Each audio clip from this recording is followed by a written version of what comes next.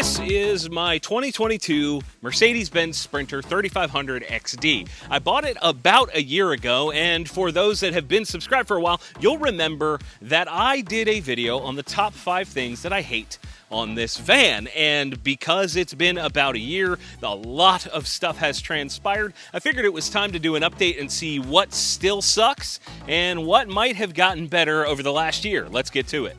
One of the first things I bitched about with this van was the build quality. And some of the stuff has been fixed. Like, for instance, in this C-pillar, there is about as much tar and sealant as you can imagine, buckets perhaps. And we chased that squeak, there's been videos on it, we chased that squeak all over the van. And now, it's been fixed. However, I've discovered that I absolutely hate the floor, the door fitment here is weak, the body lines are not great in other spots. The build quality of this van is very much a I don't care how this turns out to the end customer type build. For instance, the floor here, it doesn't look super duper dirty, but I guarantee you there is a ton of dirt on this floor. It just holds onto dirt. Even when I sweep it and clean it, I mean, you can kind of tell in certain areas, but as far as I'm concerned, that sucks and needs to be replaced before I start properly camping in here.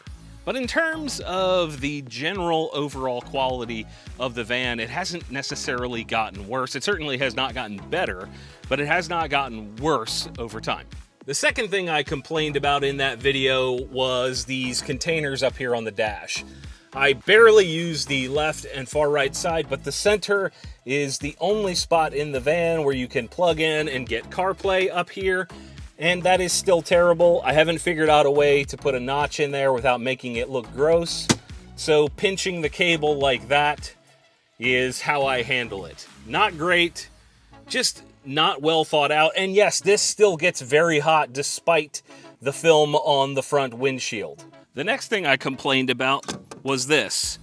The fuel filler area not having a spot to put the diesel exhaust fluid, or DEF, DEF, however you want to say it. I think, because I'm a reasonable individual, that this could have been made a different way, and perhaps the DEF tank could have been filled from here and not under the hood. And speaking of having to get under the hood, I installed CA Tuned Off-Road, the same company that makes this bumper.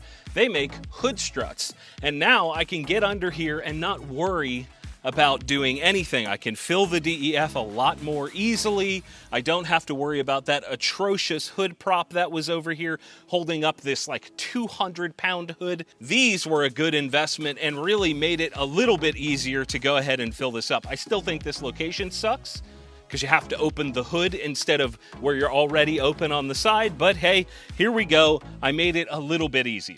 This next point, I'm not even gonna bother getting in the van for this one. The infotainment system is still very, very bad. It is poorly laid out, and I have just pretty much decided to 100% use Apple CarPlay, even though it doesn't fill up the entire screen.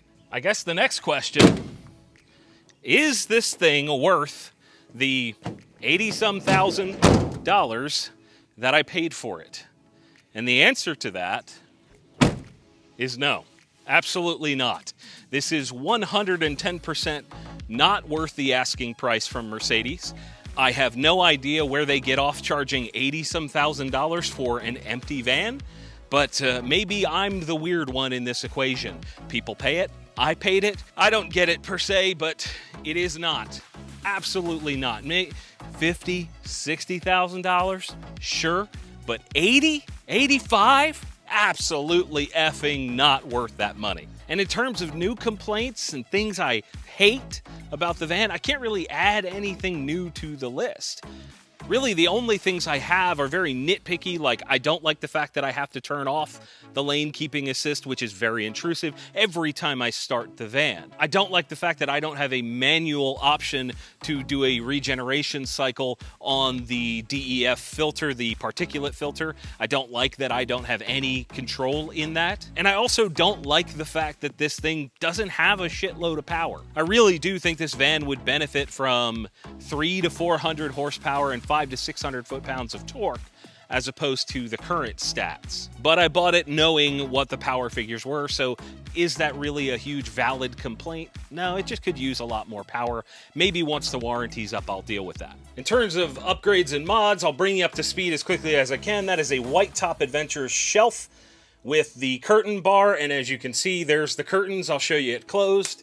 There you go. Now this back window and those windows back yonder came from the factory with privacy tint. However, I did have the front windows all the way around tinted, and I did a video on this. It actually cuts down on the temperature inside the van by a significant amount, like a huge amount. I really do think the tint looks excellent, and that was done by my friends at Oaks Detail. So then we got into the front end, and I was lucky enough to partner with CA Tuned Off-Road for their Hammerhead bumper. We also put the worn Evo 12S, I believe, winch in there. You'll have to go back and watch that video. We got the cool yellow shackles. And then on top of that, the crowning glory of the front end is the lights from Strand's Lighting Division.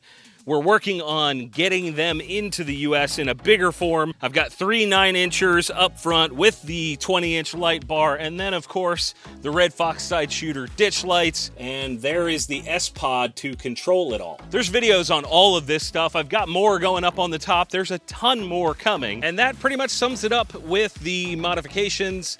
Big thank you to Mainline Overland for helping with a bunch of the installs on all of this stuff. They've been amazing, and all of our other sponsors, which will be linked in the video description below. It is awesome to have those, but there is a lot more work to be done. There are parts on order right now and things being installed as the year goes on. So stay tuned, get subscribed, and of course, thank you all for watching. We'll see you soon.